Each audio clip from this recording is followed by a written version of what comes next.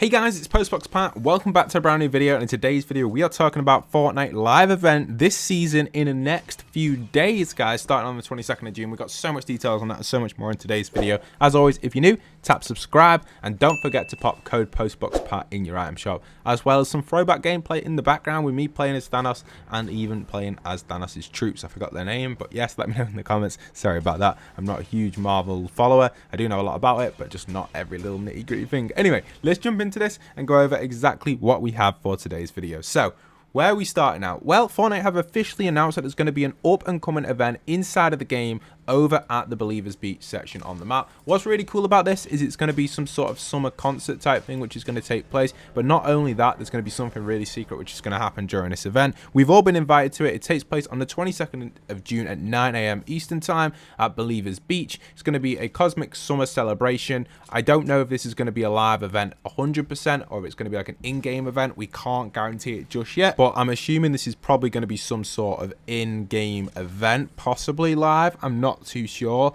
or we might see like kind of live events throughout the period of the 2 weeks, which is what I'm expecting. We don't know 100% all the details yet, but we do know Coral Castle should be getting changed soon. So I wonder if this is going to relate to this live event. We can also see here, Fortnite just replied to it a few minutes ago saying the festive includes new quests, new rewards, and a whole lot of fun with your friends. Looking forward to sharing more about the 2-week party starting June the 22nd. So I'm guessing they're going to share more throughout the next week and stuff, probably into the next week, which is in a few days. So obviously I'll keep you guys covered on what's going to be happening during this party event. We definitely suspect some alien related stuff, some live event related stuff as well. I don't expect a massive, huge live event like we got for some of the previous stuff, but I do expect that we could see possible like kind of mini live events, like mini interactive stuff like we've seen in the past with the runes that moved around Loot Lake and stuff. We've also seen ones where we have to like clear out rocks and things like that. So I'm hoping we do see some similar stuff to that with the alien ship, maybe some sort of mini live event at Coral where it gets zapped during a week, maybe something like that, which would work quite nicely, especially with some of the up and coming NPCs which will be coming in a second. I'll explore that in a second. So let me know in the comments what you think is going to happen at the Believers Beach event this up and coming week, which is going to be in 3 days. So it starts in 3 days, and obviously it doesn't look like it's some crazy live event, but it definitely looks like we're going to be getting some sort of a kind of interesting thing. Expect a lot of clickbait around this though, guys. Please just keep your eyes peeled. There might be a lot of people saying mothership event and stuff like this. I don't think it's going to be that. I think there's going to be like, it's going to be more kind of precise, and it's going to be just little things. It's not going to be huge. You know, like when we got abducted with the UFOs last season towards the end, little things like that. Or for example, when the earthquake hit Tilted Towers, or when, for example, Weeping Woods started burning up. You know, little things like that, just smaller little events. These are like really big throwbacks. Some of you may not remember them, but they're just like tiny little changes that happen. Even, for example, when Kevin's runes all formed together, they all like collapsed to the ground, if you guys remember that as well. All little small events that didn't really like make a live event, because you had to like reset the game to see what would happen, but they would happen all the time because they were like subjective to like different times and different things. It's like the little Kevin one where we'd see like Kevin fly around the map and take like all the energy from the different runes, and he brought them all together, didn't he, or something at one point, and just crazy stuff happened, but we never actually saw the outcome of it.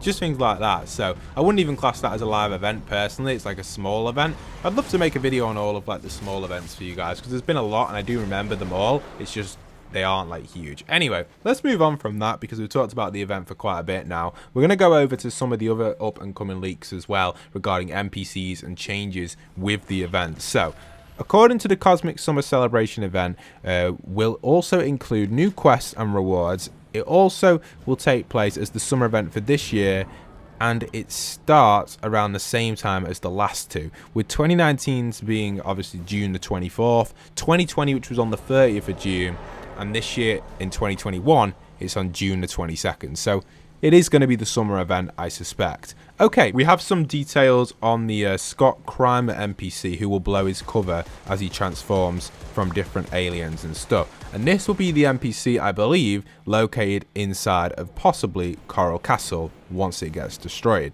You can see here is an overview of his text speech. This is coming in from Hypex. So this is kind of cool. He says, "Hello, my fellow perfectly normal human being. Player, that was weird. Scott, haha, I need nutrients. I feel not quite myself when food deprived. And then he goes, and you can kind of react with that, whatever. Conversation ends, and player, what's your favorite food? Kit's tuned flavor kitchen food.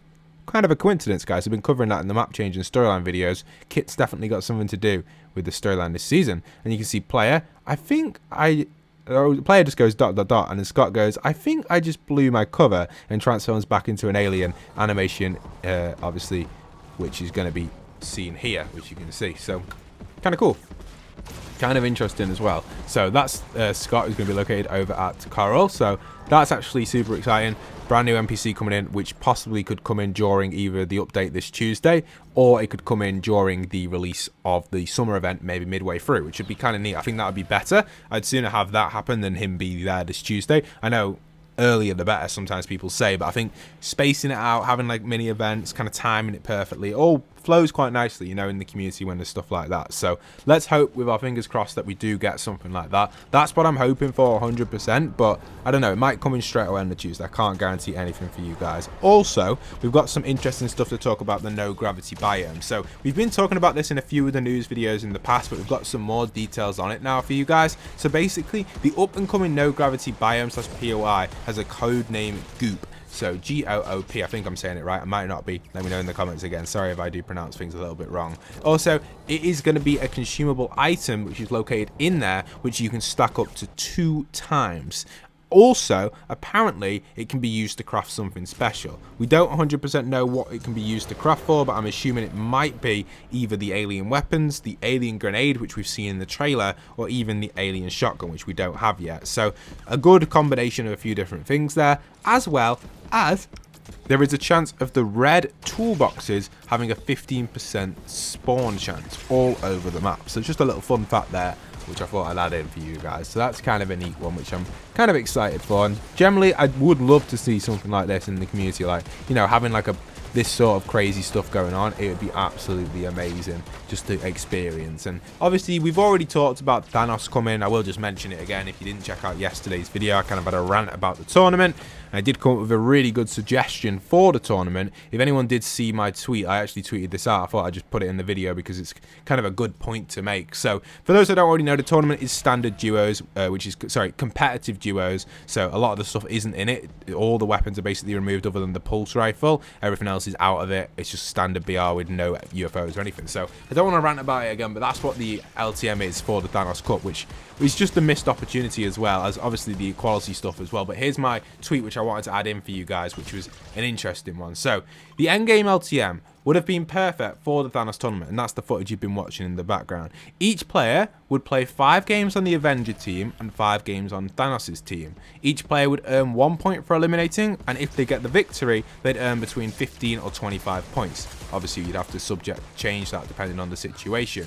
This would allow anyone a shot at the skin, because obviously this LTM is very, very random, and it all depends who you get on your team, and you'd have to queue in either solo, which would make it completely random, and also you would also have a chance for casuals, and it would also create equality in these cups, which is needed in these skin cups. So a lot of people were arguing me on Twitter yesterday. I had so many arguments with, I wouldn't even say pro players, I just think the people that sway more to competitive.